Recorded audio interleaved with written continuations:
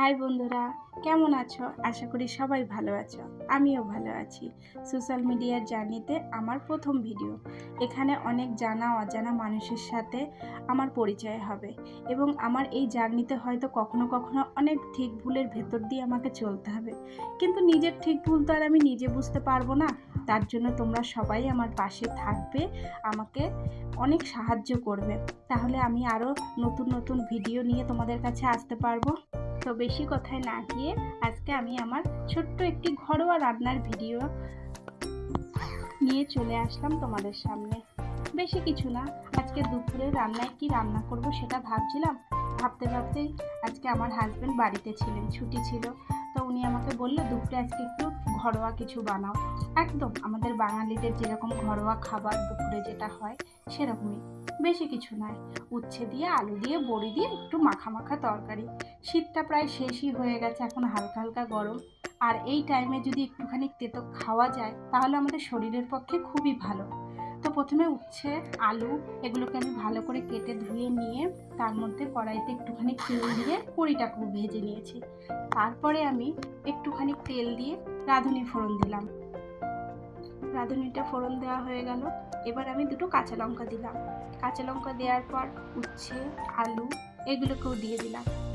এবার অনেকে হয়তো বলবে যে তেতো তেতো কখনো ঝাল খেতে দেখিনি, কিন্তু একটুখানি আমি দিই, আমার একটু ভালো লাগে তাই দিয়েছি। তোমাদের ভালো না লাগলে তোমরা দিও না। তো এরপরে একটু লবণ দিয়ে একটু ভাজা ভাজা করে নিচ্ছি উচ্ছে আর আলুটাকে। একটু ভাজা ভাজা করে নিচ্ছি, ভালো করে নেড়ে ছেড়ে একটু ঢাকা দিয়ে দিলাম।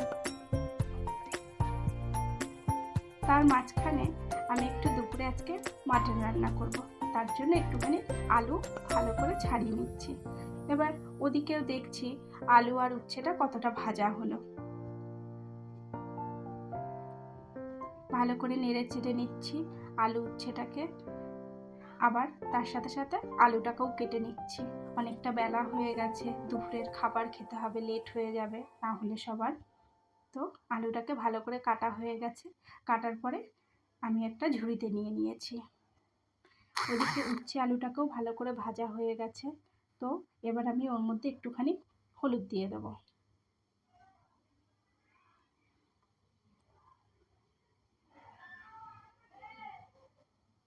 হলুদটা দিয়েও ভালো করে আমি এবার নেড়ে নিলাম। নাড়াচাড়া করে নেওয়ার পরে এবার এর মধ্যে আমি সামান্য কিছু জল দিয়ে দেবো। তার সাথে আগে একটু বড়িটাও দিয়ে দিলাম। বড়িটা দেওয়ার পরে একটু জল দিয়ে দেবো। জলটা দিয়ে ভালো করে নাড়াচাড়া করে নিচ্ছি। পরিমাণটাও দেখে নিচ্ছি কতটা জল লাগলো আমার, আর একটু মনে হলো লাগবে তাই আর একটু দিয়ে দিলাম। এরপরে আমি একটা ঢাকনা দিয়ে ঢেকে দেবো।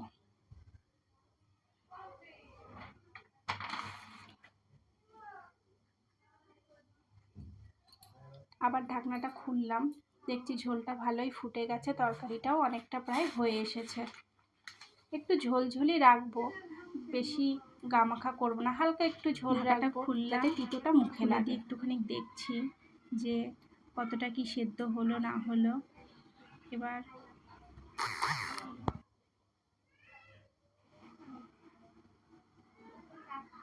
আবারও একটুখানি আমি নেড়ে নিলাম।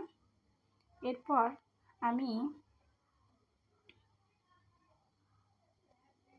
সামান্য পরিমাণে চিনি দিয়ে দিলাম। চিনিটা হচ্ছে আমার প্রত্যেকটা তরকারিতে একটু করে না দিলে যেন ভালো লাগে না, মনে হয় যেন কি যেন একটা বাদ থেকে গেল। চিনিটা দেওয়ার পরে একটু ঢেকে দিয়েছিলাম, দিয়ে আবার একটু নেড়ে দিলাম।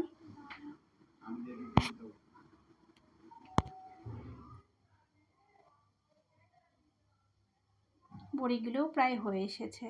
এবার তরকারিটা আমি নামিয়ে নিলাম। দেখো কালারটাও সুন্দর এসছে।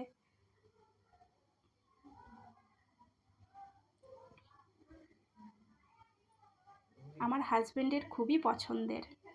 এরপরে কড়াইটিকে ধুয়ে আমি আবার ওভেনে চাপিয়ে দিলাম। এবার কড়াইতে একটু তেল দিয়ে দিলাম,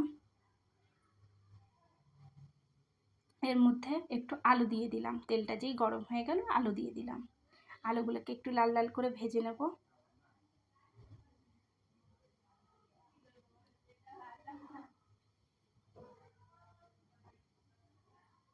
একটু লবণও দিয়ে দিলাম।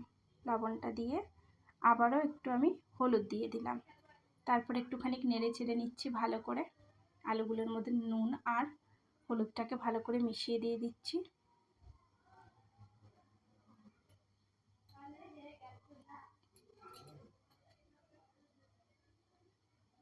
তারপরে একটুখানি আলুটা ভাজা হয়ে গেলে ফোড়নের জন্য কি কি দেব সেটা একবার গুছিয়ে নিচ্ছিলাম।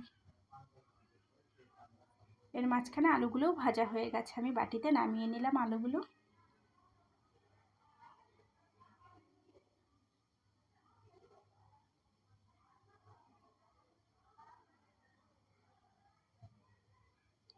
এবার কড়াইতে তেল গরম করে তার মধ্যে শুকনো লঙ্কা, একটু গরম মশলা, একটু জিরে ফোড়ন দিলাম।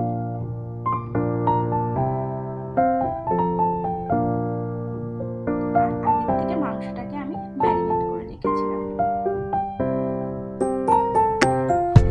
সুন্দর করে পেঁয়াজ, লঙ্কা, রসুন, আদা, জিরে যা যা লাগে তোমরা যা যা খাও সেগুলোই দিয়ে আমি ম্যারিনেট করে রেখে দিয়েছিলাম। এবার ফোড়নটার ভেতরে আমি মাংসগুলো দিয়ে দিচ্ছি।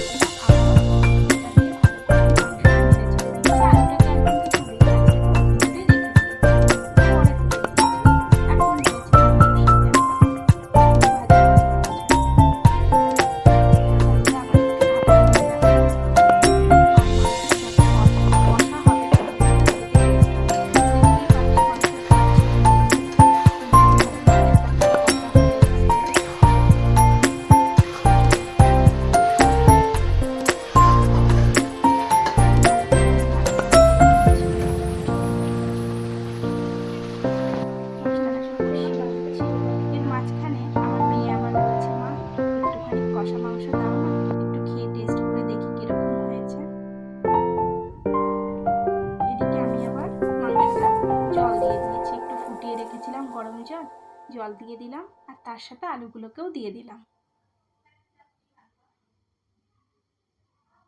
মাংসটা ভাজতে ভাজতেই না এত সুন্দর সেদ্ধ হয়ে গেছিলো, তার জন্য আর প্রেসারে দিতে হয়নি। এবার আলুগুলো দিয়েও ভালো করে নাড়াচাড়া করে নিচ্ছি। ঝোলটা একটু ফুটবে আর আলুগুলোও একটু যাতে সেদ্ধ হয়ে যায়, এর জন্য গ্যাসটা একটু কমিয়ে রেখেছি আমি।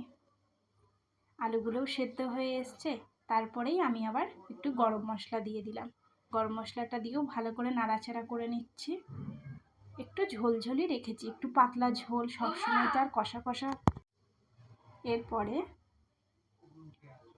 গরম মশলাটা দিয়ে ভালো করে নাড়াচাড়া করে নিলাম। ব্যাস, রান্নাটা তো প্রায় হয়েই এসেছে, পুরো কমপ্লিটই হয়ে গেছে। গ্যাসটা বন্ধ করে বাটিতে নামিয়ে নিলাম।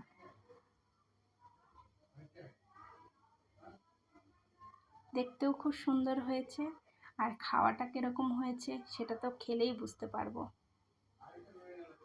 এই যে আমার হাজব্যান্ডের জন্য হাতে বেড়ে দিয়েছি মাংস, পেঁয়াজ কলি আলু ভাজা আর উচ্ছে দিয়ে আলু দিয়ে বড়ি দিয়ে তরকারি। তো প্রথমেই আমার হাজব্যান্ডকে দিয়েছি, উনি খাচ্ছেন।